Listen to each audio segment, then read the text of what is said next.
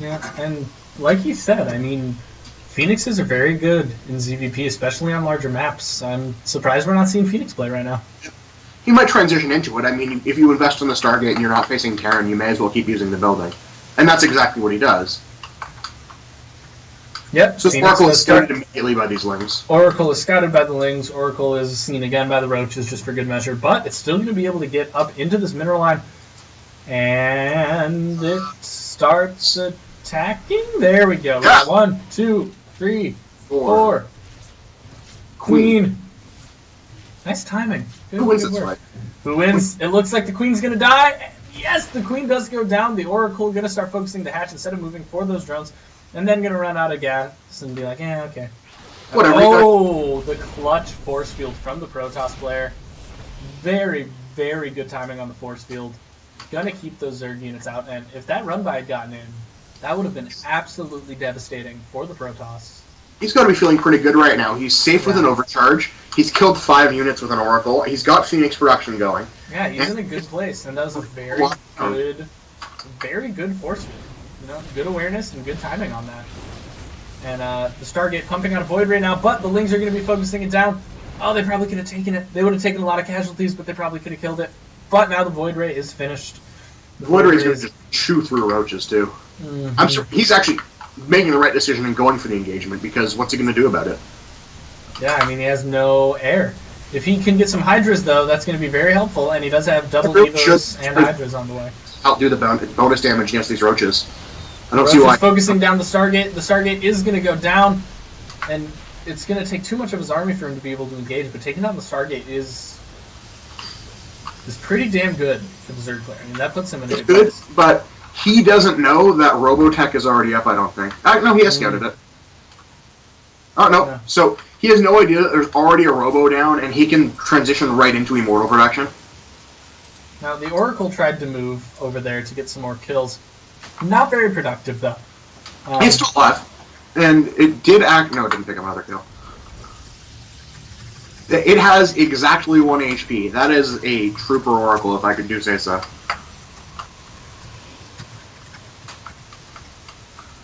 Couple of Hydras out now. They will be meeting what looks to be a Sentry Immortal force in the works. I'm excited about this game. I'm excited to see what is going to happen. I accidentally... Yeah. What'd you do? Nah, I accidentally pressed the, like, 1 on the side of my mouse, and it gave me player vision while I was trying to talk about something. Whoops. These things happen. Yep. So we have a couple more gateways and a Warp Prism coming out. Yeah, interesting. And we do have 1/1 upgrades coming from Chaos, but if we look at Touche, he doesn't have any upgrades at all. This is an interesting... Ah, there it is. He's got the Void Ray and he's got a Unimmortal. He's got a Stalker to deal with these Roaches. He's got a ton of Stalkers to deal with these Roaches. Yeah. This could be a powerful little push. And did that Hero Probe from before build the pylon? No, it didn't. No, Hero Probe is just chilling being Hero Probe. I think Hero Probe is dead. Chilling in heaven, being dead Hero Probe. You know what? Hero Probe is dead as shit. Couple spines going down. Pretty good call on that. And, interestingly enough, engagement not coming down from the Protoss. He's definitely got the advantage he needs, and he's going to be able to take down this Evo Chamber as... Oh, he's going to focus the units up. And now he moves back to the Evolution Chambers, and the Evo Chamber is probably going to drop before it finishes. He does not get the cancel on that upgrade. The Evo Chamber goes down. Focus goes to the second one, and the Warp Prism is going to be able to warp in another round of Stalkers... Or Zealots, my apologies. Another round of Zealots. First Hydra kill, putting in work all game. Yeah. Useful Oracle. Focusing down the Spore Crawler. Tearing through this mineral line, and... He really needs to use Prismatic Alignment. Yeah. I mean, Mothership Core goes down, and Void Ray goes down. So, as much as the Protoss is doing some huge damage here, he is losing a lot of his bigger units. That said, that Immortal is just going to put in work, and he has a Warp Prism in the base. Absolutely. Honestly, I'd like to see it moving up so it could pick up the Immortal if necessary, but so far it hasn't been. And there's the GG. Touche is going to take it. Touche takes it for a win for Composite. Good game, guys. That was fun as anything. Moving us to Game 8. This one I'm excited about. Actually, Hollywood joined the league because I hit him on ladder, and I told him about it, and I'm really glad he decided to join.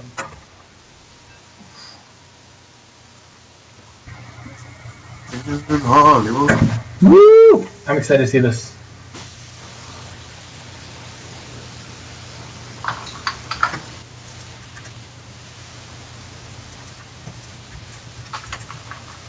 In the bottom left, it is... My mouse isn't working, sorry.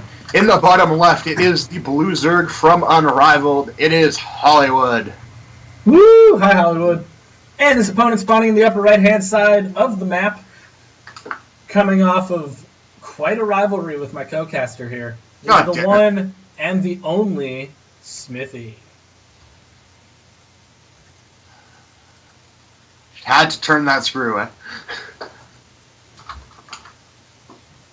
Does that count as Canadianism? Probably. What did you do? I said A. Oh, yeah, that counts Canadian. I was reading something in chat. I apologize. I was intrigued. Hollywood in chat right now saying, "Oh, Jesus Christ, here we go." So obviously something good about to happen here. I'm excited. Well, both of these players are hyping this really hard. Knowing Smithy's play, I am kind of expecting Dark Templars. DTs! Because DT good unit. DT good unit, for sure. Now, if he wants to be the bigger team Dark Templar, he can take that. Oh! The probe. That probe isn't sure if he wants to go try and proxy or if he wants to scout. He does decide to scout instead. Hey, sometimes in the life of a probe, you just don't know what you're going to do. And usually you end up building a bunch of pylons somewhere and it works out okay. Yeah, but whatever, right? I mean, you do die eventually, but you build pylons first. So you got that going for you. Yeah. I mean, nice. It beats just being a building. Yeah, that's fair. That's fair. This probe. I'm just watching this probe because I'm so ready for this probe to do some crazy shit. It gets killed by the drone thing. Well, that was actually fun. And the probe is going home. Going home. Yeah, the probe's going home. Or to the watch tower. That's close enough to home. Nothing. Just hanging out. Now the second hatch is down. Now, I have the impression that Smithy is a one-base serious player. We're about to see how true that is. Mm-hmm. We should do a best of 7 or a best of 9 between Smithy and Vespasian. We can call it the Expanding is for Fatties tournament. Yeah, that's not a bad idea.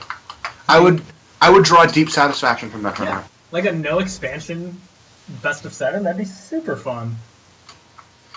Corn Muscles and Vespasian had a show match a while back. It was very much the idea. And they did some crazy maps, like they did an island map and whatnot. It was a lot of fun. That'd be really fun. Anyway, some movement here. Oh, just Ling's going out to get a little bit of a scout from the Zerg player. So good call on that. He has an Overlord hanging out here. Going to see what's happening. Going to see that it's a wall off with the Cybercore. Pretty standard play coming out of the Protoss player. And Hollywood is going to see that and be pretty comfortable with that. Except for this proxy pylon down here, which is likely going to be either a Stargate or a Dark Shrine. My money's on Dark Shrine. Getting it done. But we'll see.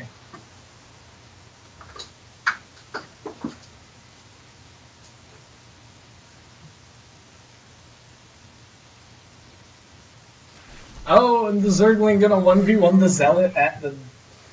Not gonna do anything, but he did 1v1 that Zealot. Zealot had one drop. 1v1 the Baron, man.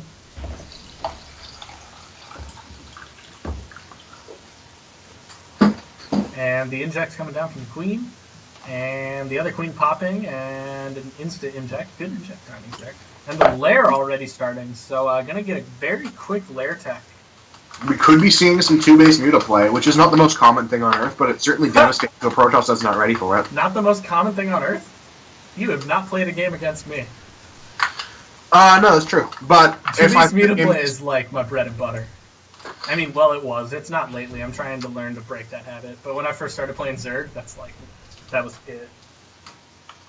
Yeah, I try to have like 8 gateways done by that point, so... Yeah.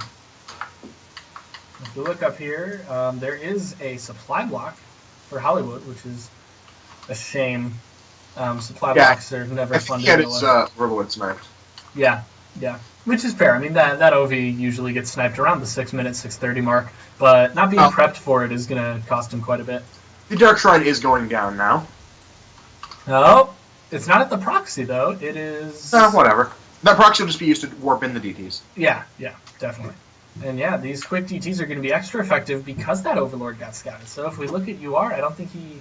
Yeah, at no point did he get to see the Dark Shrine, so he doesn't expect DTs. He's not going to have the detection he needs. He has detection in his main already. Oh, he has a Spore. That's a good call. And he's got an Overseer going up to his natural. So he will actually be able to see this if it shows up, assuming he doesn't fly across the map with that Overseer. Assuming. Which, right now, nope. Overseer stopped moving, so not going to do that. He is pretty well set up to deal with this pressure, unless he ends up... well, he's only facing a one-base player. A one-base player who's moving to two bases, though. Yep. Sometimes when you run into Dark Templar play, they dodge your units and just target fire buildings, and that can be devastating. Yeah. But I don't think that's something he has to worry about right now. There's just simply not enough gateways. Yeah. But if we look over here at the pylon, we do have the first two DTs warping in, but these Zerglings are going to get over and scope the pylon. The Overseer's going with them, though. Oh. Whoops. If these DTs move into the natural, it could be devastating. Now this DT does get over here into the natural. And we do see a Spore and two Spines going up, but it's not going to be in time, as the DT could probably kill that Queen if he focused it. He really should focus the Queen. This DT is going down, and the other one is chilling. Yeah. He eventually walks into range and gets surrounded by drones. That DT was held off very, very well. So good play by Hollywood there. I think meanwhile, good choice on the expansion and the wall off for Smithy. And I would say Smithy should actually wall this, but he's in a safe place right now. You know, he knows he's okay. His one disadvantage is going Dark Templar isn't so much an all-in anymore. You're alive, but it does narrow you to a gateway tech path, and Roach Hydra just chews that to shreds. So he's got a compositional disadvantage right now. A little bit, yeah, but he does have Archon finishing up. Excuse me, I'm all kinds of yawning right now. He does have Archon finishing up. I'm interested to see what Smithy does, because he really doesn't have that much out as far as buildings go, so he really could go anywhere. Yep. Well, from here he needs to churn his upgrades. Going more gateways is the easiest way to tech out of this, because you've already got your investment in the Twilight tech path. Yeah. However, like I said, he's running up against Roach Hydra, which is not the best composition to against. Hollywood losing this Overseer, but Hollywood has quite an army. There are no Roaches. This is Ling Hydra. Yeah. With quite an army here, but that army pulling back for some reason. That army probably could have won the game if it had gone in right now. Yeah, that would have been a pretty easy A-move win. Overcharge would mix things up a little bit, you could say. Oh, yeah. Photon Overcharge good. That's fair. I'd wait for more critical massive Hydras. And honestly, he's going Roach Warren, so he's likely just going to bring Roaches and have a more complete force. Meanwhile, Smithy breaking down the rocks and gearing up to grab his own third, because why not? Look over here. Smithy just doesn't have that much of an army. No.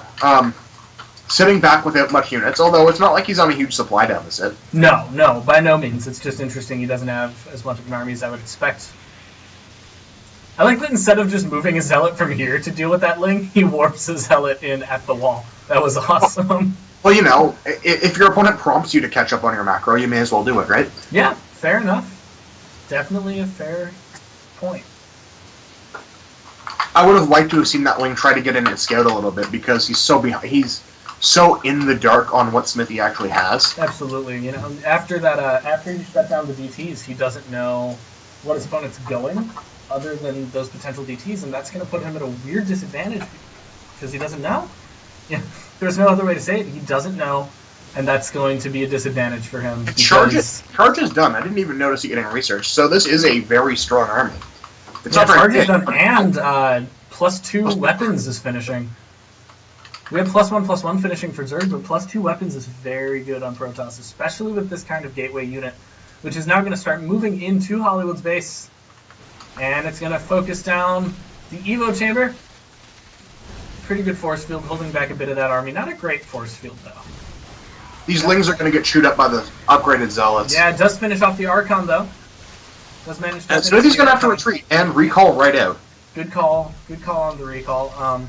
Good call canceling that pylon. Now, there are 2 other pylons just outside of that potential third of the Zerg player. And he sees that and he goes back for it, which is probably a good choice. You never want to allow the counterattack path, although there is still a probe hiding on the high ground ready to warp in another pylon. But is he going to see that? Oh, nope. I don't think he even sees the other pylon. No, he has no knowledge that there's already a pylon still alive there. Yeah, no, but he is moving in for an attack right now, and he could do quite a bit of damage with this if he gets the right kind of surround. Now, those Lings get in, one of them dies and then runs away. Meanwhile, that Dark Templar is putting in work before the Overseers show up. Yeah, and Charge is going to push this back. That was 99.9% position, but that definitely could have gone better. He really should have gone up the other ramp. Meanwhile, there's an Immortal going to town on him, half a dozen changelings. Immortal's like, fuck you, changelings, but... are providing very valuable high ground visions for these Roach Hydra to target the Cyber Core, and they will get it, so that's going to end Stalker production. However, they're going Charge-a-lot Archon with, well, now Colossus, I guess. And going to engage down here. Going to get the engagement. Pretty good force field. Going to keep this army in a little choke point. But, you know, not really a great engage from either player. Just a good engage. No, it was very annoying for Protoss. I mean, you need that cybernetics core whether you want to go Stalker or not. It's kind of important to have. Yeah, also, leaving these Changeling here is not the best of the ideas.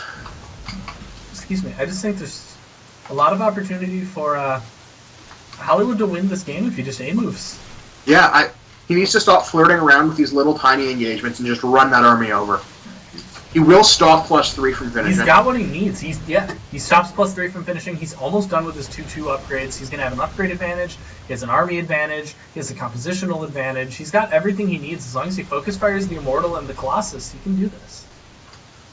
That narrow choke is going to be deadly for him because the Colossus can cleave through so many units. But right now, Smith supply block. This is kind of go time for Zerg. Yeah.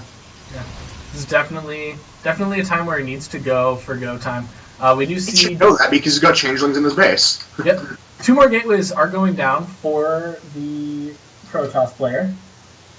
He is taking a Nexus as well and padding his pylon count.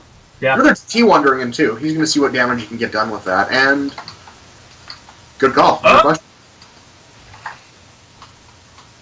Nidus Worm.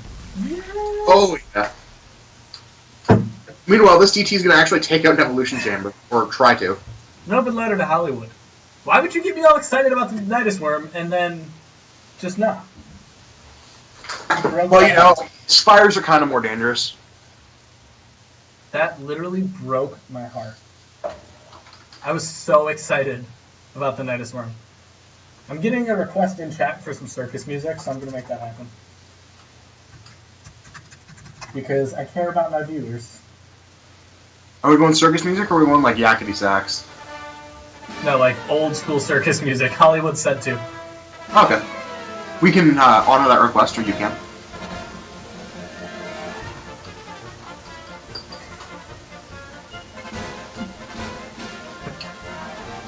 This Warp Prisoner's in the bottom corner just chilling with a lone BT. Circus music makes this game really weird to watch. So I can't actually hear the music, so I have no context here. Just trust me, it's odd.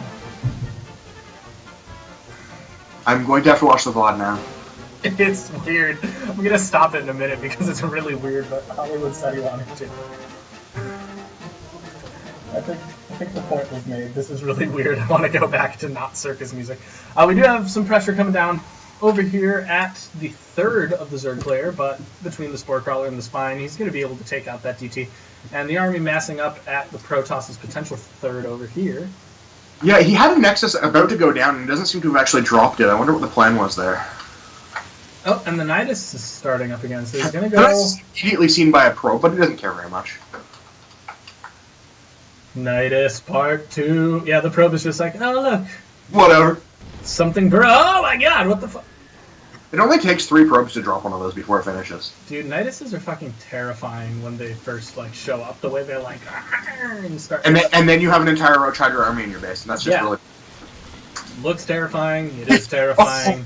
I love this trick coming out of Smithy. He is walling him into his own main with those DTs hold positioning on the ramp. Oh, good call. As he goes for a base race on He's going for the base trade, and he's got them locked in there because I believe he sent the Overseers home. And are these units going to get absolutely chill? The wall's not complete. The Roaches are walking out. Interesting call from. I would be interested to hear from Hollywood. The Corruptor is moving across the map. It's an interesting choice. These DTs are going to clean up this army, though. Yeah, DTs are going to do some great damage. Going to have to just. He's going to leave that one Hydras, just hang out. Yeah, and honestly, that was a great play for Hollywood. We're going to let you have that Hydra. A lot of opportunity for Hollywood to take care of that. The Hydra's walking home. Yeah, and all of these drones walking home because they were mishotkeyd, which happens. They were trying to build some spines, not able to do it in time. The Smithy does move up the ramp, and honestly, into the crushing victory. Smithy saved himself with the DTs blocking the ramp. Yeah. The DTs at home really saved him there. This army is going to move through here. I'm expecting a GG soon. I mean, he's probably he's cleaned up pretty much everything there is to clean up. Definitely. Very, very fun game, though.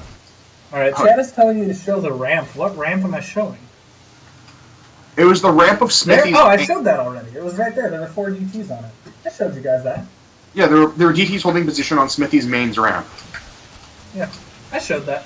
I promise. Yeah, because when you mentioned it, I was like, oh, that's intriguing. Now, over here, this Hydra going to focus down the War Prism with some cool Zergling placement, just to make sure nothing can go in there. But again, with this kind of army from Smithy, it's unlikely we're going to be able to see an effective counter from Hollywood. But good game from both of these players. A lot of times where I was not sure what direction it was going to go. A ton of fun to watch. The direction it's going is one base layer attack. I mean, props to Hollywood for not giving it up. Yeah. But this final push should end the game. Yeah. I can see the replay timer, so I kind of know what it is. I can't see the replay timer. I close it up. Someone said to look at the Archon kill count. We have one. Oh my shit! That Archon has 46 kills. 27, 31. 4, 27, 46, 31. God, those Archons. Wow. For Archons. 4 Archons. Good game, both players. A lot of fun to watch that one. That was a lot of fun, and good play from both of them too. There was no time at there where I was feeling like either of them were bad. It was a very good win. And so now we're gonna go on to our ace match, the first game of this best of 3 ace match. All right, let's see this happen. And of course, it is now time for the age-old debate to begin. Is it pronounced Doge or Doge? How does Chad feel? I think it's Doge. It's like dog, right? I've always said Doge, but I don't know if there's an official way to do it. I don't know. And I'm going to bring up the proper overlay, and we're going to start with the first of this best of 3, spawning in the bottom left-hand side of the map as the pink Terran from Team Unrivaled. It is I Dream of Doge.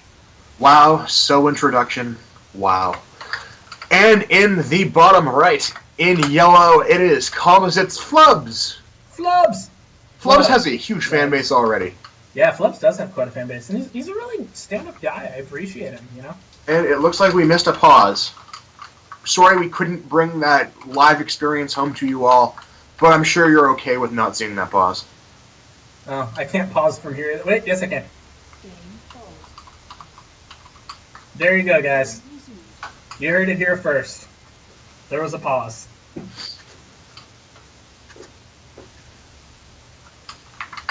A little bit of emoticon failure there, but it happens to the best of us. Yeah, people are like butthurt in the chat about how you pronounce Doge. It makes me happy. I was hoping people would have that argument. I'm pretty sure Reddit had kickback, and now it's just Shiba. Yeah, Shiba is everything. Yep. But, I don't know. It's the awesome breed of dog. That's just what it looks like. Whenever I got into that meme, I always thought of the old meme with the dog answering the phones like, yes, this is dog. Yes, this is dog. The Arabia. The Arabia. Nice. Oh yeah, Flubs is the Saudi Arabian dude. That's pretty cool. Hell yeah. Alright, so Flubs dropping a hatch first. Yeah, dropping a hatch first at 15 supply, or 16, it would have been 16. So 16 to hatch first as we have the wall off coming out from I Dream of Doge. And interesting. And this is perfect also because this series came down to the ace match. So Yeah. it was a ton of fun because right now we're sitting at 4 wins for Composite, 4 wins for Team Unrivaled, and we're on game 1 of the ace match. So this is going to be down to the wire as to which of these team wins. It'll all come down to their going back to the past to replay these games micro. Yeah, and I think the coolest thing about this is, one, I know that during the weekly Chobo, this ending was spoiled for me, but I wasn't paying attention and I didn't hear it. So I don't actually know which of these teams wins. All I know is that Unrivaled has won the last 2 or 3 seasons of the CTL, and Composite is a relatively new team. No, they're not. I was told... Season 2. Really? I was told... I remember. On Weekly Chobo, somebody said Composite was relatively new. So, No. Damn it, someone. Newest teams are...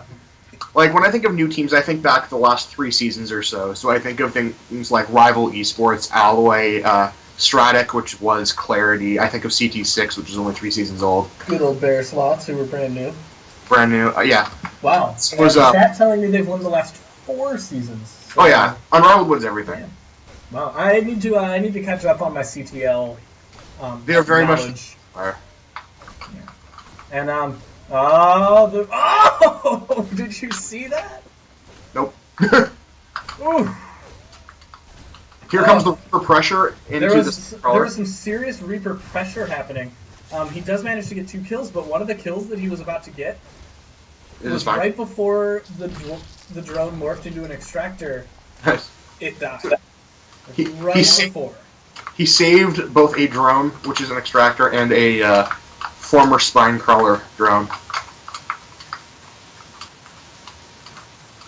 And he is going fast into factory tech now off of what will be a 2-base economy. Yeah. Intriguing. And factory tech very close to the wall also, which is an interesting choice. I'm guessing he's doing it so he can go straight to that reactor and pump some Hellions, but it's an interesting choice because if a scout gets up this ramp, it's going to be able to see the factory as opposed to hiding it a little back where you can't see it.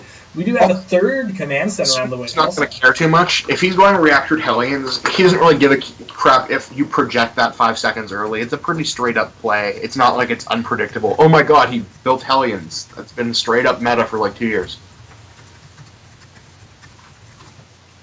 Yeah. Interesting to see the 3rd command center already coming down from the Terran player. And, yeah, like I said, he's doing the factory switch over to the reactor. Probably going to pump out Hellions in just a minute. Maybe some Hellions. And is he going to get this queen kill? He does. Those Reaper pressure continuing. Wow. This is a good kill chunk. from the Reapers? Oh, yeah. He lost a Reaper in the process, but he had 3 going. So. Very good micro from those Reapers. Wow. He is, I think, in the process of losing the 2nd Reaper, though. That queen should snipe it. Yeah, those queens are going to be able to take it down. Whatever, there's nothing to complain about a couple probe kills and a dead queen. And yep, here's the Hellions. Tons of Hellions coming out. Gonna immediately put those across the map over to the Zeldnarga Tower, preparing himself for a little bit of pressure, as the 3rd hatchery is maybe 2/3 of the way finished. Only Hellions were better against buildings.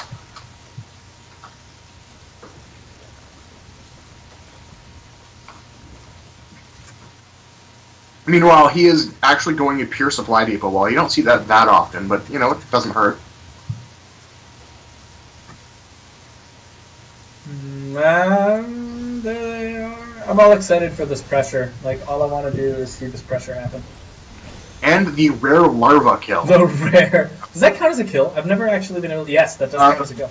Yeah, Helen has a kill, so yes. Yeah, I've never had the opportunity to check that before. Well, they've got that...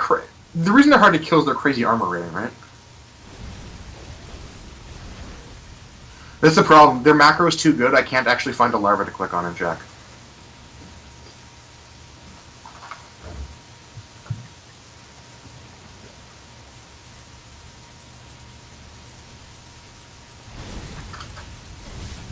I'm enjoying this downtime real quick, because now it's not downtime anymore. The drone barbecue is going to start up. I'm going to get a couple of kills off of that if we look at the workers killed. It's 7 workers killed already for my Dream of Doge. Good job there, which is going to put the worker supply still quite an advantage to Flubs, but less of an advantage than it would be, so that's good. Yep.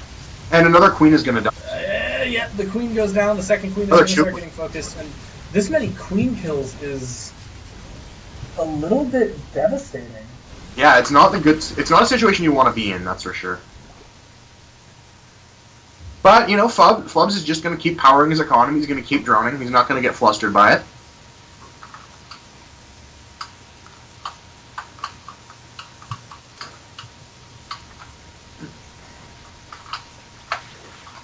That through command center is going out to land right now, and it is not currently easy to scout. There's no overloads in position or anything. No, I'm just watching this Hellion play because really nothing else is happening.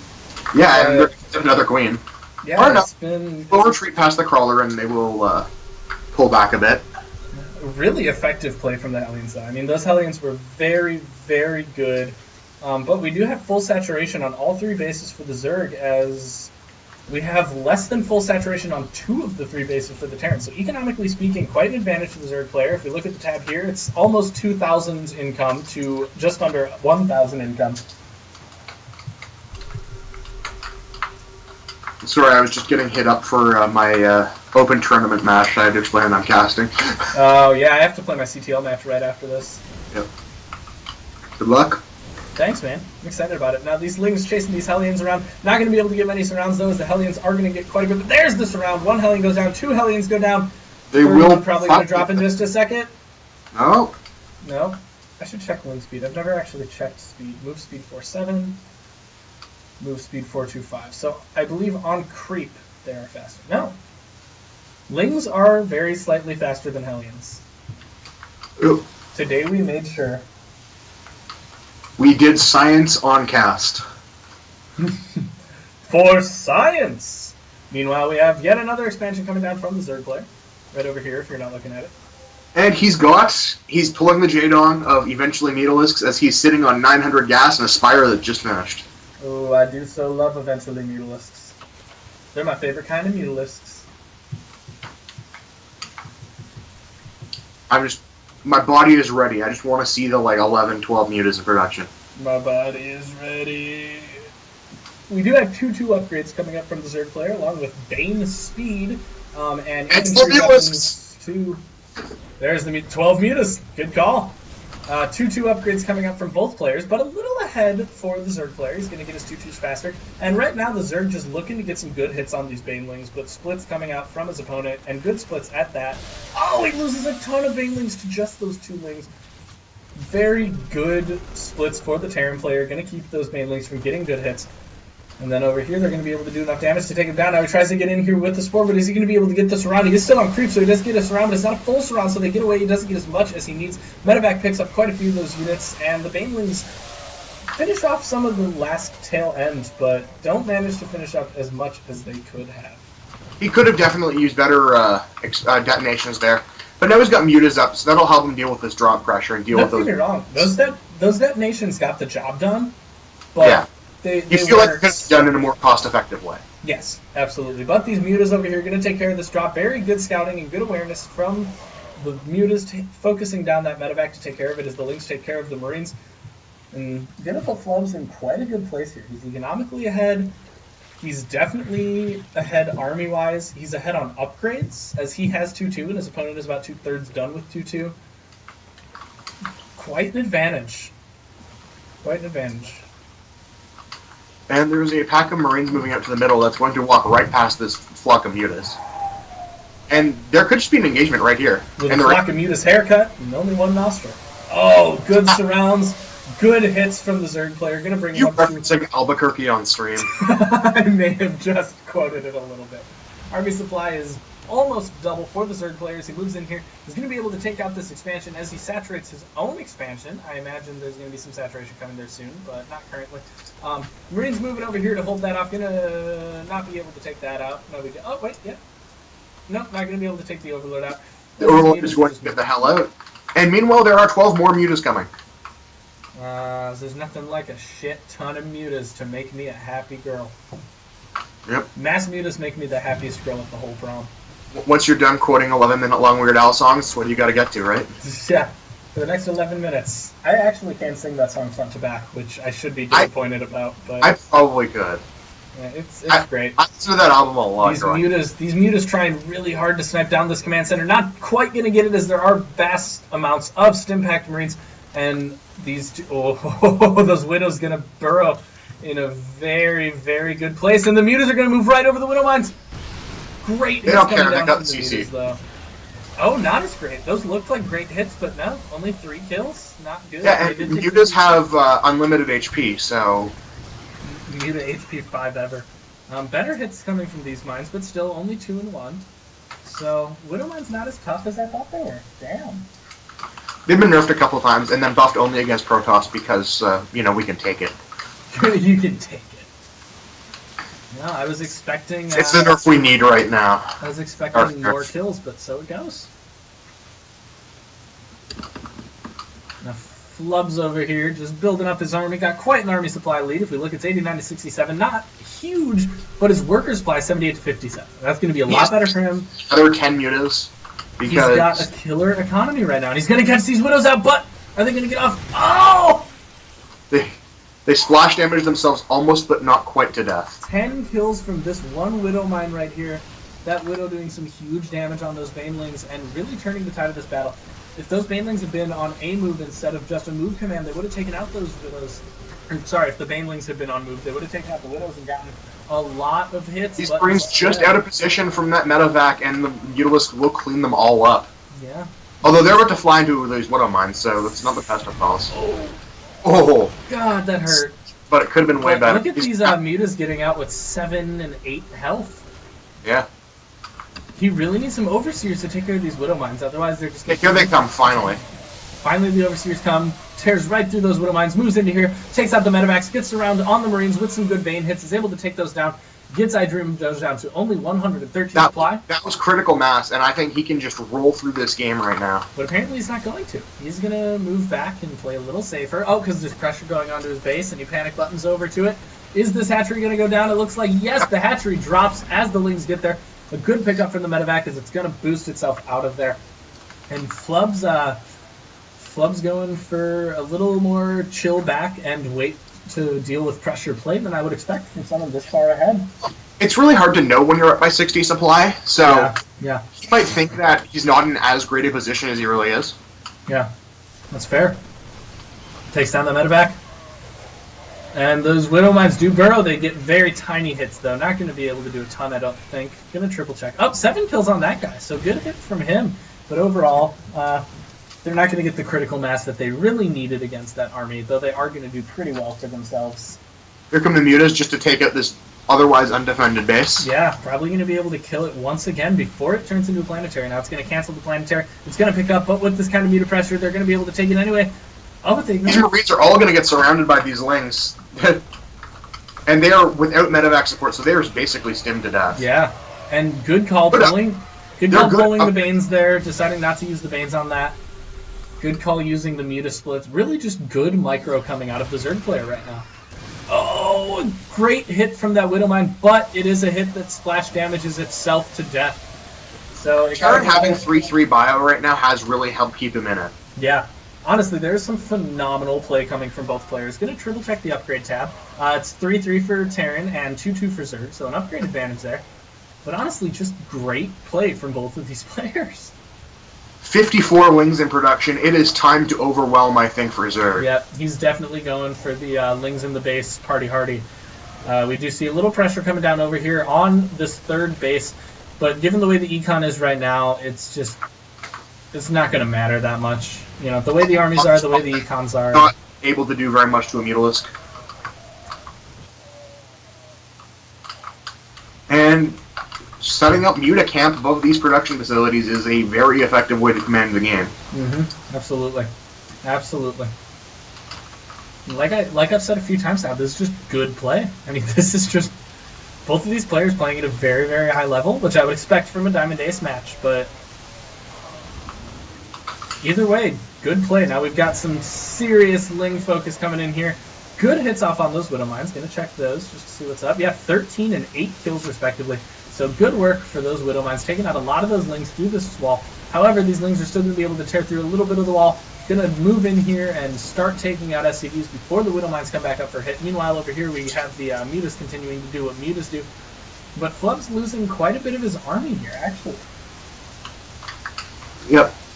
He will shut down a base, but what was effectively a position of complete control is now just a substantial advantage. Yeah, it's an advantage, but it's not the control that he had a moment ago. So great job by Dream of Doge being able to take care of that, being able to take care of what a couple seconds ago was a commanding lead and making it now just a lead.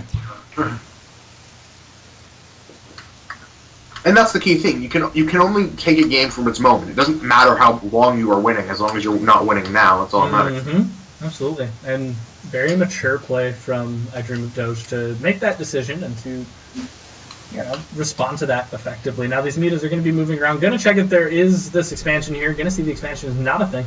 And I think we're going to see this game won exclusively on an out micro,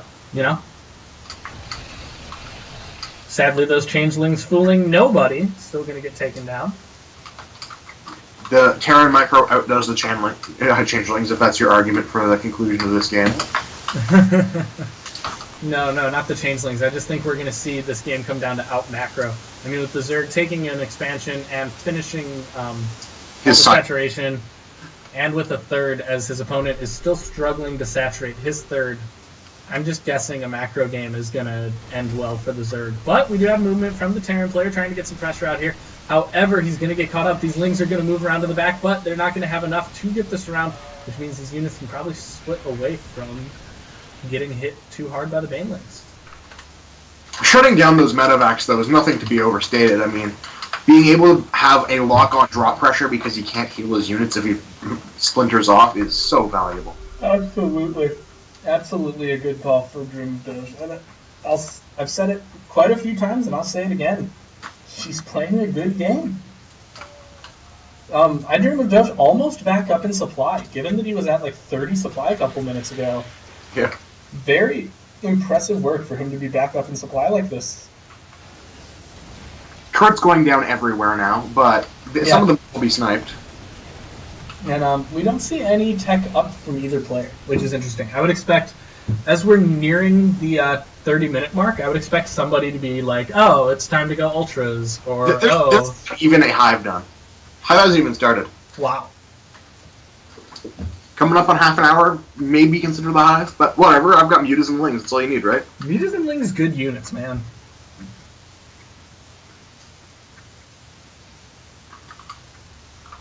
And we enter this little calm before the storm.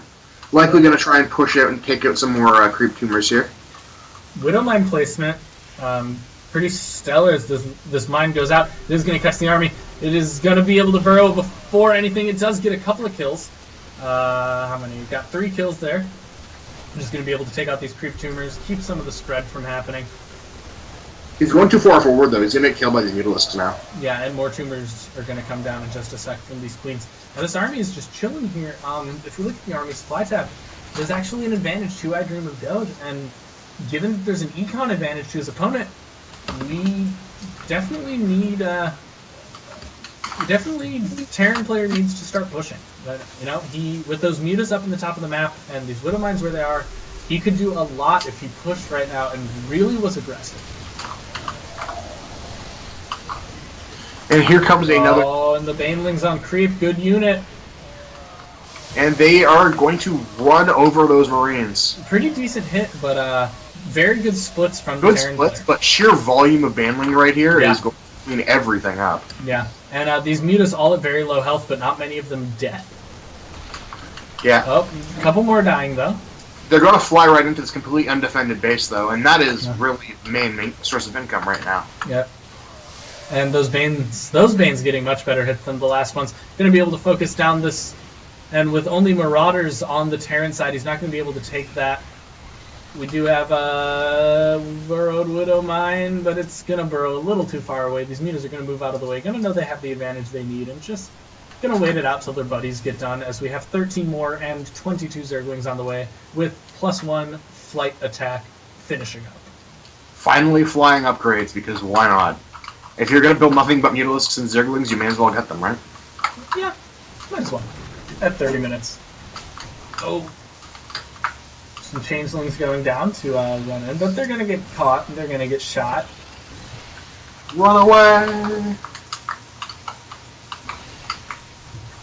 Nice micro on that Changeling from Flubs, but Flubs going to get over here, going to be able to take this down with this big old flock of Mutas. +1 makes missile turrets somewhat ineffective against their defense. Yeah, absolutely. Absolutely. And he's going to be able to mow through this army right here. And +3 units, still pretty good. Yeah. Yeah, I mean, shutting down saturation here and being able to take that army is quite an advantage for Flubs, as he does produce 3 more Mutas. And, ooh, a good hit on that Widowmine off on those Zerglings, but gonna pick on them out. That medevac loaded up only to die. Oof. Oof. Planetary Fortress, good unit when backed up by quite a few missile turrets. Gonna be able to hold on to that base, but these Overseers putting in work, stopping those mines from getting set up, and the route is on. These Banelings are just going to roll in unopposed. Yeah. Yeah. These Banelings, just going to pretty much do damage on whatever they can. And with We're back to barracks with Mutalisks. Yeah. Yep. And at 27 to 131 supply, I'm guessing we're going to see a GG from the Terran player pretty quick here. Yeah, I think so. After quite a back and forth, quite an awesome game. Both of these players playing at a very high level. Very excited to watch the rest of their series, but for now, Game 1 is going to go to Team Composite's Flubs. Whatever, only half-hour Game 1, let's do it. That was a lot of fun. That was intense. Game 2 is of a similar length, so oh Christ! Be excited. I'm going to turn on some music real quick and go pee, so that I can survive the next 30-minute game, but I'll be back in just a second. Alright, I'm gonna go fill up my Verta filter.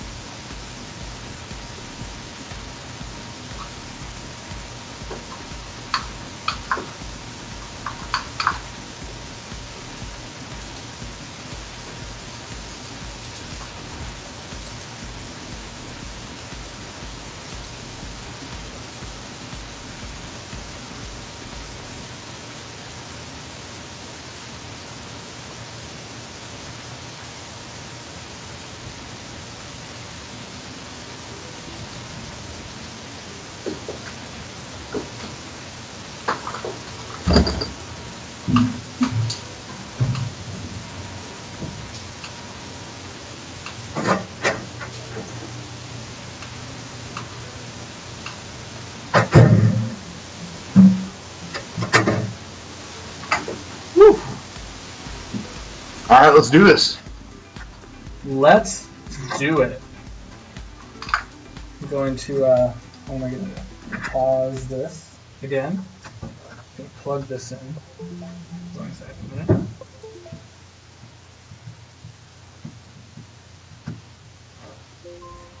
Okay, I'm gonna go back over here.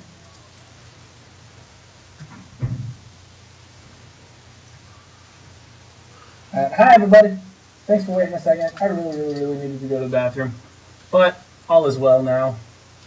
My body is ready. And it looks like it's about time to get into another game of what I am expecting is going to continue being an awesome series between Composite's Flubs and Team UR's I Dream of Dev.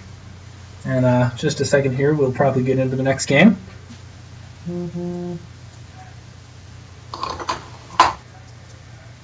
Alright, 1 second, and opening up. And here we go. Spawning in the bottom left-hand side of the map from Team Composite, the yellow Zerg currently sitting at 1 win in this series. It is Flubs. And in the top right, from Unrivaled, it is I Dream of Dog. Woohoo! Let's hope for another one like that. Except this time I win, says Doge. I actually think the game time is identical to the second. It's very close. The other one was 32:40 something. Yeah, this one's 32:57.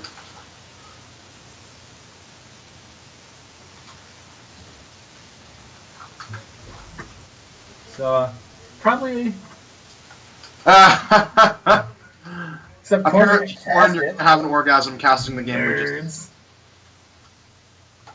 It's okay, I already wiped up. Yeah, I did a little. That last game was very fun. It was just a good game. Front to back, it was just a good game. Yep. I actually kind of upset I didn't have popcorn going, but you know. Oh yeah, definitely. Can't win them all. Can't win them all. And again, pretty standard openers from both of these players. Nothing we haven't seen before.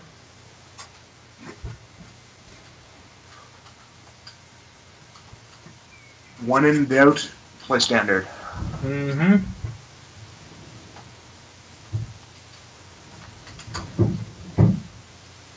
Hatch first going down.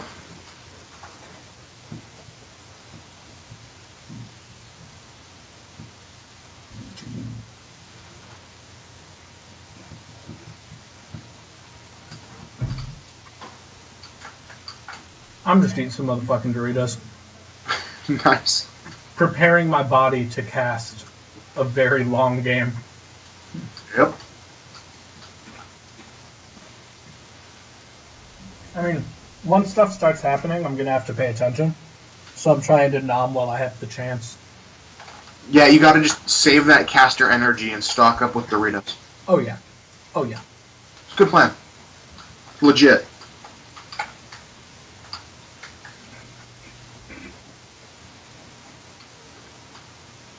Some real life shit, man. Yeah, who knows, by the time these games are over, they might have actually beaten the Elite Four on Twitch Plays Pokemon. Well, I hope not. Yeah, I want to see that end credit roll. Also, not likely. As I have the entire time, I currently have it running on my second monitor, and we're not... It's on the TV in my living room right now. Yep, I always have it running on my... Actually, technically my third monitor. Always have it going. Neither of these players are going for much, but we do have the first Reaper finishing up for I Dream of Dev. I sure Essie's killed 3 drones and a ling. 2 drones and a ling, rather.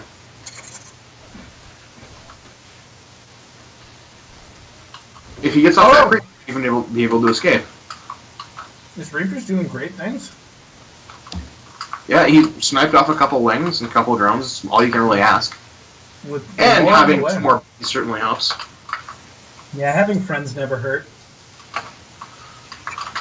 Introverted Reapers don't do as well. Huh. They are maybe going to be able to take this queen. Probably.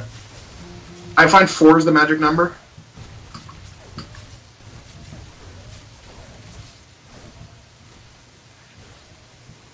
Very good micro there, and he will just let those combat drugs kick in as the 4th Reaper shows up to join the party. Yeah. This is really heavy investment in Reapers. Yeah, but he's going to get a queen kill. He's probably going to get a bunch more drone kills. And there goes the queen kill. To get those lings. Get both of the lings. A fifth one on the way, going to be able to. They should be able to get this queen, no problem. Yeah. Even though that Reaper is not going to be able to micro back and get safe. That's sad that that one didn't go down, but it goes down to the spine crawler now. Are they going to get the next queen? Even if they don't, those pursuing drones are going to die. Mm-hmm. And they do get the queen eventually. Wow. And back to the drone line. Oh, getting the main running ones. Wow. And here comes the continued Reaper pressure. Yeah, seriously. This is a major Reaper investment and a majorly effective Reaper investment. This is like Vespasian level Reaper play. Yeah, and they're paying for themselves. Yeah. Good micro here pulling back the injured units. Yeah. He's at that critical mass, though, where I feel like he could wait for combat drugs to bring him up to yellow or red, green health. Mm-hmm. Which looks like pretty much going to be what he's going to do. I'm sure he wants to get that queen that he knows he left on red health. Yeah, you know he's got a vendetta. Yeah, and Zergling speed is just starting, so he's got a pretty safe window. And that queen does die, but he will pull back to avoid the spine crawler. I think he can camp in a position where he can hit drones and avoid the crawler, but he's just going to head up into the main, see what more damage he can do. As these two queens are ready to get pumped. Oh, taking out one, taking out two. Is he going to be able to take one of the queens? The queen does pull itself back. There's not enough for a transfuse. This queen goes solo again. He should be able to take He's getting some good juggle on the Reapers. The Reapers come back in. They are going to be able to take out the queen dies, and the second one will also go down, I believe. Oh! Eventually, he just says screw it and builds a ton of lings. The lings do take out one Reaper. Oh, he's jump back up. He's expanded behind this, too, so he is nowhere near all in. He's got another base powered with mules. No, this has just been a very well microed chunk of Reapers. Continuing to shell the drones, too. Yeah. I am eating so many Doritos right now. Holy shit. I do think these Reapers are... Really good ling split, but it didn't quite get the surrounds they needed. Two barely make it out. That was legitimately exciting. Yeah, those lings, when they came around the mineral line, I was like, ah! Almost. And now he's saying screw it and he's going back to the watchtower. So a whole lot of early game Reaper pressure, but now going to turn into a macro game. So, obviously, after you lose, like, more queens than most people build all game, you're not in a great position. But it's not like he's totally screwed. He's got a 2-base economy fairly solid off. He's got his third going down. He's got a fairly high unit count. So he's not dead by any means. No, by no means. Especially with his third hatch going up, transitioning into late game, there's still a lot he can do. And he does have 1-1 upgrades on the way. Yeah. It's very good, especially given that the Terran doesn't seem to have any upgrades. He's been sitting on a supply lead for quite some time. Actually, Terran took a long time to take that advantage. Mm-hmm. Mm-hmm. Meanwhile, a rather large, threatening group of Marines is going to see what they can get done. Yeah, and I don't think we have a Bane nest. Nope. Wow. There's one just starting now. It's a bit forward in the natural, though, so if the pressure is really aggressive up front, he might actually be able to take it out. Yeah. Scans identify these rocks coming down for this third base. And I think he's going to just go and try to snipe that third. This is scary. The lings will slowly come around, so he might be trapped here. Those drones are already hiding in the corner. The third hatch comes down, and let's see how this engagement goes for these Zerglings. Oh, more queens. No. A little bit overstimmed, I'd say. He doesn't really have the health to survive this, but great walling in with those. Yeah, I mean, still quite a meat grinder. He wins the engagement effectively. Yeah. That if you look at the units lost tab, the one ling is the survivor. Yeah, I mean, 3,600 resources to 2,200 in the units lost. Army supply sitting at a Terran advantage, and right now, in all ways, shapes, and forms, with 1-1 coming down from the Terran and 2-2 just starting up for the Zerg, the Terran is in a very good place right here. Although, Terran, excuse me, Zerg is building a Spire, and as we know, that's all you need to win a game. Yep. Mutalisks are very good units, but he is also at a disadvantage right now in a lot of ways. So we'll see what happens. These Marines are going to they're going to start down on those Banelings. They're going to be able to take down most of the Banelings before they pop up. One of the Banelings gets out. These Lings are trying to get... Oh, but they managed to take the Baneling down without the... Oh, that one gets a really good hit, though, and these Lings are going to surround, but it's not going to be enough to finish off the stim units. Wait, yes it is! Aha! Barely, but it is. You have another engagement where, like, a couple of Lings are the only ones left. Mm-hmm. Very, very close engagements. Very literal army trades.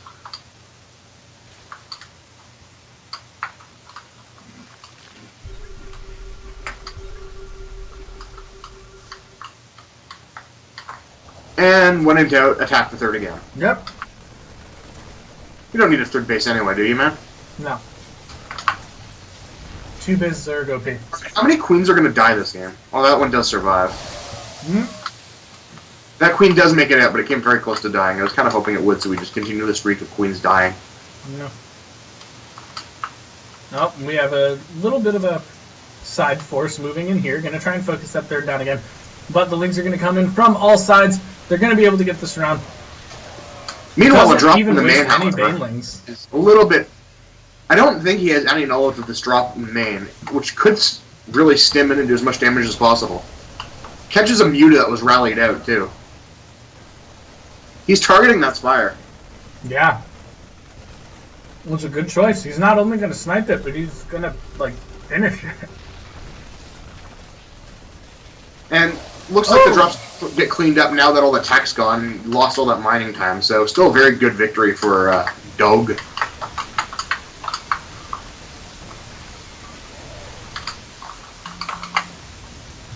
He was indecisive on whether they want to kill this medevac or not, but do eventually go for it. Eventually they're like, yeah, I might as well.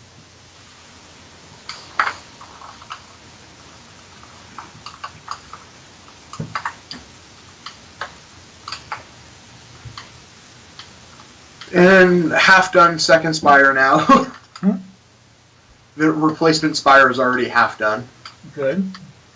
But and is that Terran's 3? Power grids. Yeah, 2-2 on the way for the Terran player to combat the 2-2 that's already down for the Zerg. We have some Widow Mines going down, some turrets, and really, the Terran just knows he's in a great position. Like, Doge knows he's in a good place, he's done what he needs to do, and now he can just gear up to get a big ass army and win this game.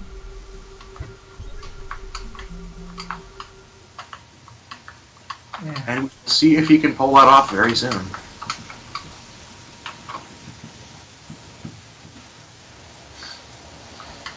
I think there's a lot of things that the Zerg can do to win this, but Flubs is definitely not in the place he wants to be. You know, I don't think all hope is lost, but he's not very happy. He is in one of those situations where it's so easy to just go on tilt because you've lost things so often. It's very hard to emotionally stay in this game as he loses another and loses this hatch again. Good cancel, and manages to save the drone.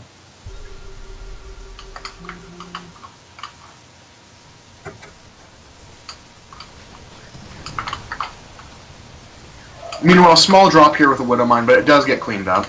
Just a little baby drops happening, a little bit of pressure where those Widow Mines were earlier, but all of it gets cleaned up pretty well by Flubs. He's not taking none of Dream's shit. No patience for that bullshit. Is he going to be able to pick these off? He does pick up one of the Widow Mines. The other two are going to get away. He picks off the medevac. Doesn't quite have enough to get the second medevac, but a good pop on the first one from those mutas.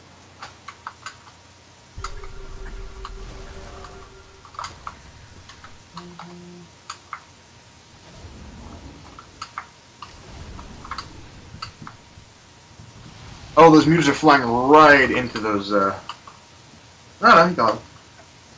No, oh, wait, no, never mind. Didn't see the Overseer. Finish down the missile turret, and...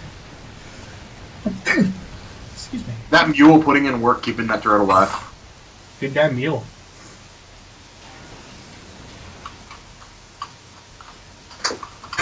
I love how mules can dance. Really good to do that in someone else's base. just to tell him how you really feel. Now we got mutas moving across here. They're going to try and snipe down that base again, hoping that the army's moved out of the way. But the army's not that far out of position. They're probably going to be able to do some serious damage. And yeah, he sees it. He starts to move his units back. He has what he needs to take the mutas. And so we're going to see him rallying more troops right over here. We have 3-3 upgrades starting on the way for the Terran player with just more units coming out for his opponent.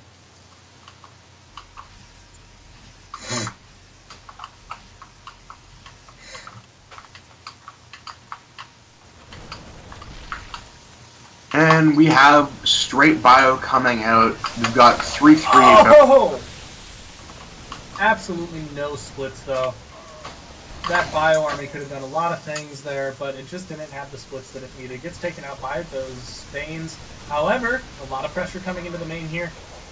But since it gets caught up in the mutas, it's not going to be able to take the Spire.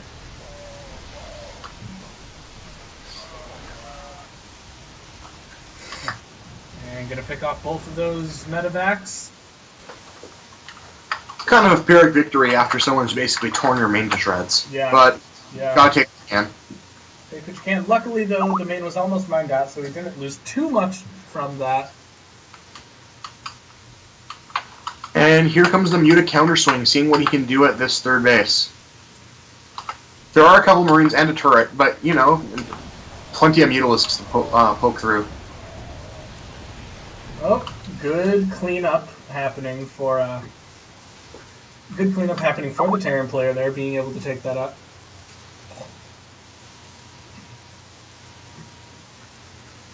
Are these Widows going to be caught out? Both Widows going to get caught out. Quite a success for Flubs, as those Widows are... Widow mines are pretty scary against Mass Muta. Honestly, if those Widows get good hits, they're very successful. But Doge with these... He's just all over the place, you know? Yeah. He's doing what he needs to do. He's been really effective this whole game. Manages to get some pretty good splits out there. So the Banelings are, for the most part, wasted, putting Dream at quite an advantage. And if he can take down this Muta stack, he can do everything he needs to do. Playing from behind all game, you need to get every money engagement you can. And while he's had good engagements, he hasn't been given any gifts, and you need those gifts to play the way he has. Yeah, absolutely. Absolutely. Now, just taking out tumors just one after another over here, stimming to move as fast as he can. But a good surround by the Lings, good hits by the Banelings, gonna help out. But with the kind of economy he has back home, Doge is able to just build more units almost immediately, while Flubs is losing them and losing them and losing them. Yeah, I mean... Dog is floating a ton of cash, too. He's got Oprah money going on. Yeah, yeah. He needs to get rid of that. And yeah, I think for the most part he is. Now, these Lings getting into the natural, doing quite a bit of damage, but Marines on their way to clean it up, get a meat grind into those Marines, and the Marines doing what they need to do over there, so that was good for him.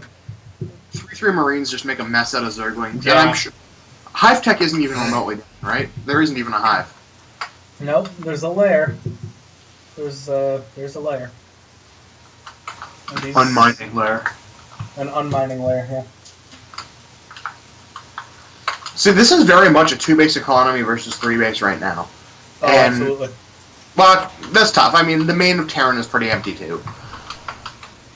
But there's just so much... We have some pressure on that third, though, as he decides to go in there with Lings to avoid missile turrets, and very successfully so takes out almost... Nope, not just almost. Takes out all of the workers at that third, leaving his opponent at a very bad economic point. However, I mean, the worker supply is 4336, but still an army. Still advantages on advantages for the Terran player. Yes, as it turns out, mules exist, so this worker run by is only of limited value.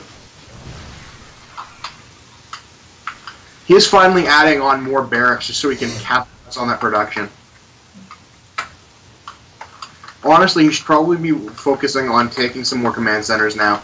Yeah. Both his and his natural are almost devoid of any kind of resources. Yeah, and although he does have quite an army advantage, and he does have quite a pressure advantage, if he doesn't start expanding, he's going to lose this in the macro. For both players, they need to start expanding.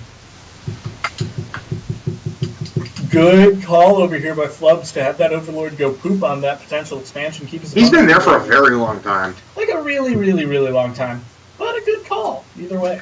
And we have some Ling run-bys happening again over here at the third. Going to be able to take out one worker. 2 or 3 workers. Not anything great, but definitely doing some damage before the enemy's army gets over there and starts to do some damage. But as that's happening, he's going to send Mutas over to the main entrance, and he has this big army of Banelings over here that needs to start moving if it's going to do the damage it needs to do. Meanwhile, these Mutas are getting picked out by these Marines. This main Marine force is moving back into the natural, trying not to take anything, and the Banelings do start moving. Well, it looks like we're gearing up for a big engagement finally. Yep. Oh, good hits from the Banelings. Wow, through. It's like a steamroller. Very good hits, and that, in a lot of ways, that evens this game back out. Yeah. That's crazy. I mean, the one advantage that Terran took away from that is that was a lot of the army. There weren't a lot of Lings to begin with. Yeah, that's fair. And now he's going to probably be able to take this expansion down.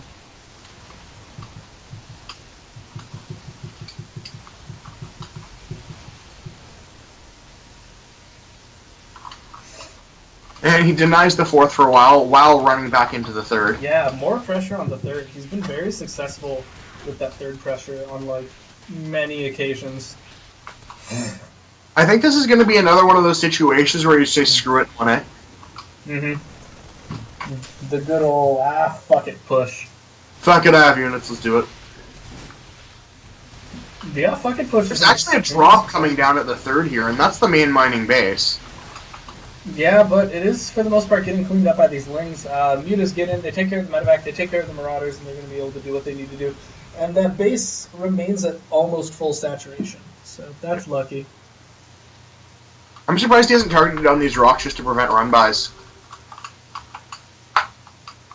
You got Lings moving in, going to take out that Marine, going to hang out there to try and deny the expansion a little bit longer, going to take out some SCPs as they run by. Out of SCPs. But pretty much the whole Terran army moving over here to take out these Lings. The Lings are going to try and move into it, but they are Lings against 3-3 Marines, and 3-3 Marines. Pretty bad. Well, they're damn good against Lings, let me tell you. But we do have some pressure happening over here from these Mutas. They're going to be able to take out the majority of that army over there, but the army coming out from behind. Good positioning from the Terran players. He comes out the ramp behind those Mutas. And the Mutas managed to get away. Yep, shit. My phone just unplugged and replugged itself, so iTunes is going to pop up in a second. Oh, that's annoying. There's no way for me to stop it. It's just impending doom. Oh well. Damn it, iTunes. The game should be over soon, so we got that going for us, which is nice. We got the Terran army moving over here, taking down some of these creep tumors. Is taking down another one. And he's retreating. Because there's got to be an engage coming up, though. I'm hoping. Yeah. I mean, the Terran player has to engage on this, and he does decide to. The Mutas realize that they are a little bit overtaken, and they run away. It's just a very pokey game right now. It's a very see what we can do, realize we don't have enough to win, give up, see what we can do, etc., etc. Muta's doing quite a bit of damage on those Marines there. However, the Terran does still have a supply advantage. Muta's moving up to the high ground. And is this the one last engagement? Terran forces are posturing up. Yeah, you I mean... swing into a mine, maybe? Doge looks like he's ready to rumble right now. Yeah, Doge is ready to move, and I think is going to. And here we go. These Mutas are hanging out here, and they're focused on the rocks, so they're not going to... they're... Oh, and the Lings did... Oh, and there was enough stim to take all of the Banelings out before they could get into the army. He gets cleaned up, and there's a fast GG. Wow. That was a really, really... Wow, that last fight. What an exhaustive series. Not exhausting, exhaustive. It just covers the game. Yeah, there's just a lot happening. It's been fun to watch, though. That was a lot of fun. And now I'm going to load up Game 3 and get excited about that. Oh, yeah. Series comes down to this. Game 3 of the best of 3.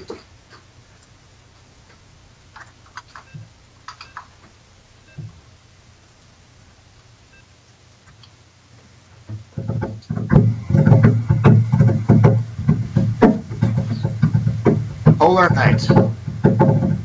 Only there was a blink element on this map.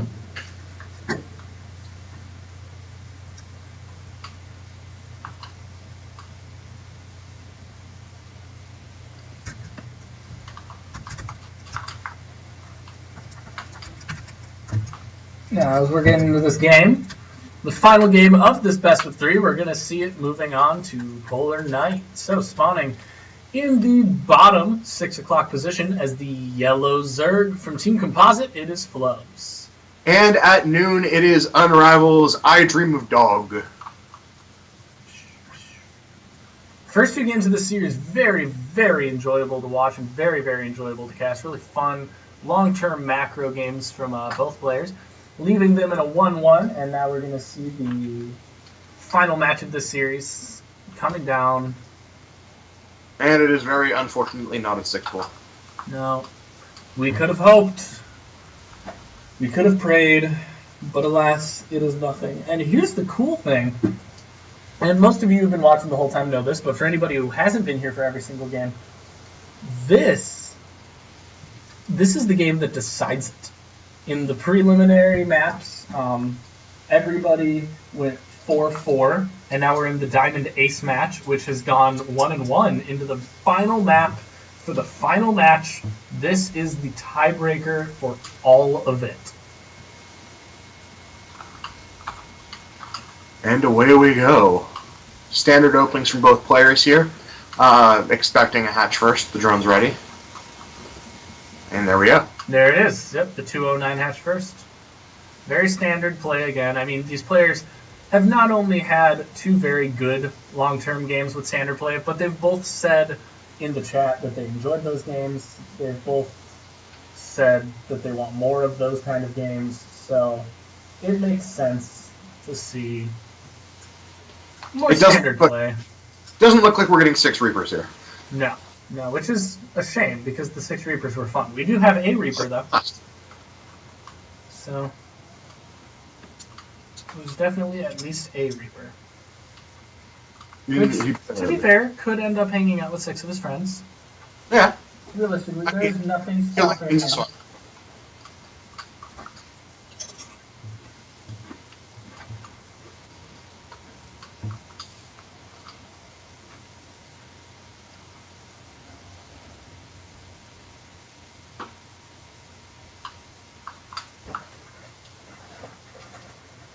Here comes a... Here's the Reaper.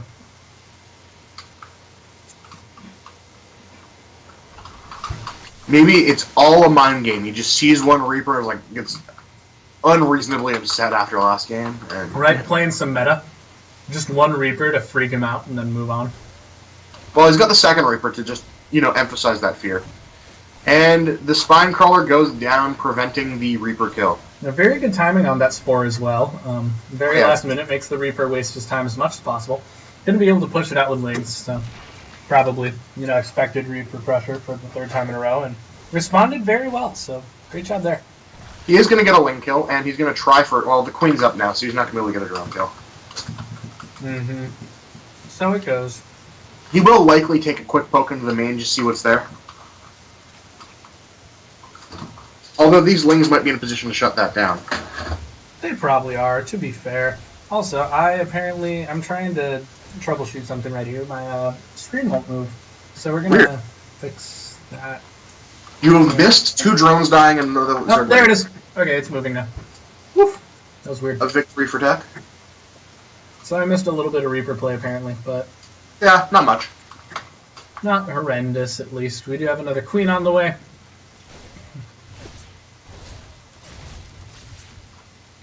Those Reapers take a few pot shots and then get the hell out. Yep. And we have Hellions. Whatever are the chances of a straight-up game going Reactor Hellion, eh?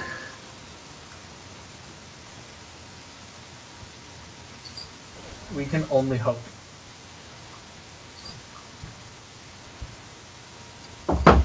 That'd be just the most fun. Stim is on the way. 2 more Hellions are on the way. And a 3rd CC? A 3rd CC. Hey, you gotta be con hard. Yeah. Oh, lot of Reactor Hellion play does lend itself to a fast third. They don't necessarily land it right away, but just the extra mules and extra worker production.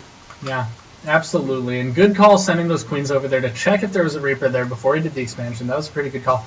Now he has 4 queens here against 2 Reapers and 2 Hellions, which if they are used effectively are going to be able to take that down, no question, and that does happen. A couple more Hellions come in as reinforcements, but this is still a very sturdy defense.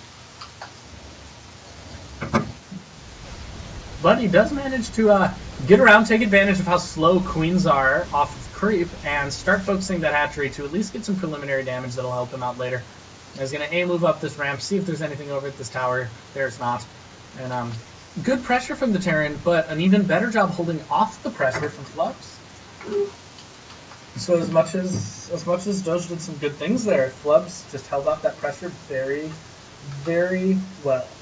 That's going to put him in a pretty good place going into the rest of this game. As the creep spread party begins. Yep, those queens are going to remain very forward, completely locking up those Hellions from getting anywhere closer than they are right now. But, again, they're going to try and move to the third. But the creep is going to allow the queens to run right up. For a while there was probably a moment of vulnerability where the queens would have trouble getting back anywhere quickly, but now that's going. Yeah. Creep fixes that problem very quickly. So now we're going to see double E-Bays going down. Stimpack just about finished. We have 1-1 upgrades with Zergling speed on the way, and based on production, it looks like both of these players are gearing up to go a little later in the game. But we do have these queens getting caught out by an overwhelming Hellion force. They managed to get to the creep in time for one to run away, and now the others are going to be able to get away and just barely save their own asses there. The great queen train.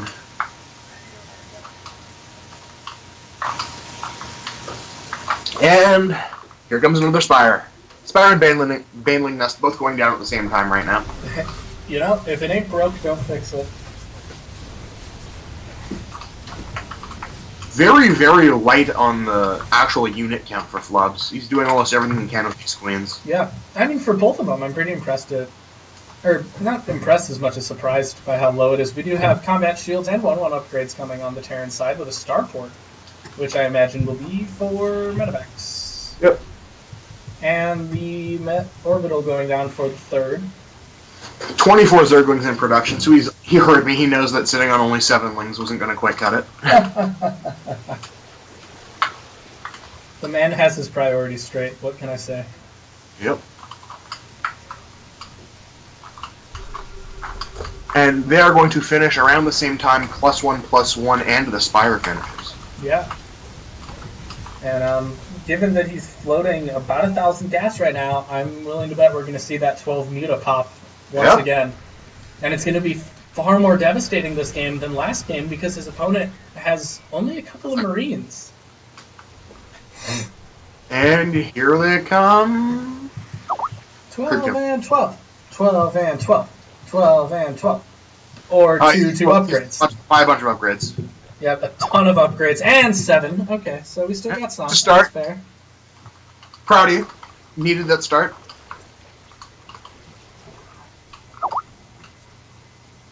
And what's this? Lings moving across the map, a couple of them turning into Banelings, preparing themselves for an engage, as we do see a bio army led by Hellions taking the Xel'Naga Tower, preparing itself for a bit of a battle.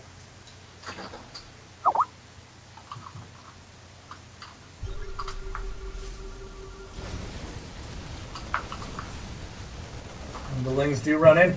They think they can take this, but the Lings don't realize how much of a force they're going up against. Luckily, they're backed up by Mutas and Banelings.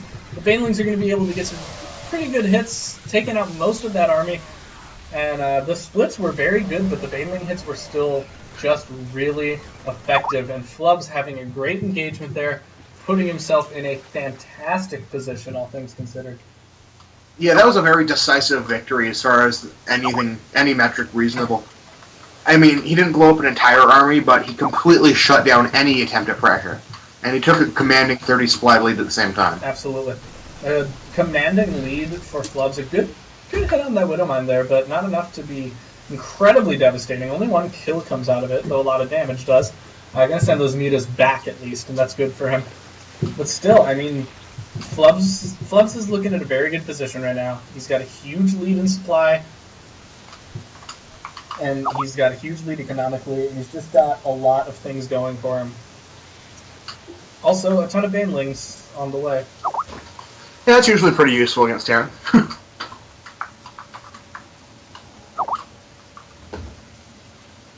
Mutalisk air attacks are already almost done upgrading. Yeah. Very early for that compared to the last 2 games. Yeah, +2 air attack already on the way with 2-2 upgrades about to finish up. He's going to really pressure hard with these Mutalisks, more so than in the earlier games where they were a key component of his army the entire game through. Absolutely. Absolutely. He's just going Hamboni with them. And he does have Zerglings on the way. He has a 150 to 90 supply lead, and honestly, the Zerg has every capability to A-move to victory right now. But he's biding his time, making sure he has the army that he feels very confident with. And this Mutaflock just keeps growing and growing. The Mutaflock is going to move over here, take down these 3 Marines.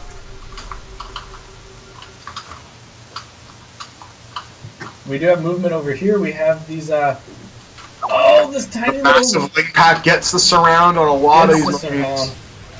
Good hits, good attacks, and the Widow Mines do go off, but most of them go off in the midst of things. There's not going to be enough given... All these medevacs are going to get picked off right away. Yeah, phenomenal play from Flubs in this game.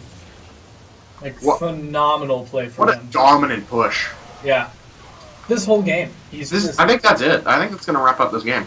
Yeah, I gotta imagine soon. I mean, that was absolute domination in every way from Flubs. That was a phenomenally played game. And don't get me wrong, I Dream of Doge has played so well in this series. I mean, the both of them are great, but this game specifically, being ready for that Hellion Reaper play at the beginning and holding that off as well as he did really killed the game for him.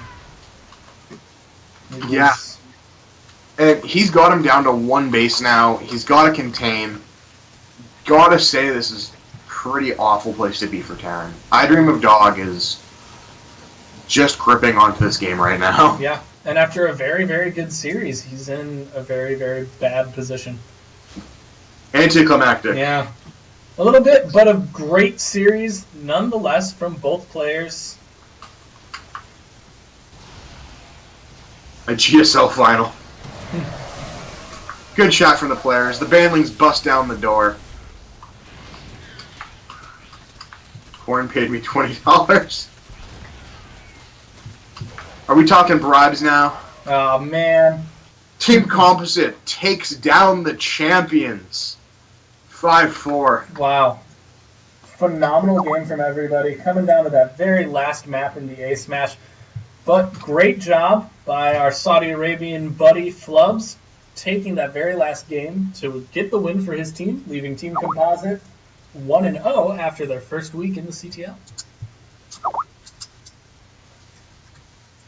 So, suppose that wraps it up. Congratulations again to Composite for the very good win. And congratulations to everyone in that series for playing. It went really, really well. It was a ton of fun to cast, a ton of fun to watch. Looking forward to seeing what you guys do in the future. For everybody who came to watch, thank you once again. I am Duns and Roaches, happy by 3. I'm CT6 Ray. It's been a pleasure. It was fun. It was real. It wasn't quite real fun. And I will see you guys later. Take care, guys.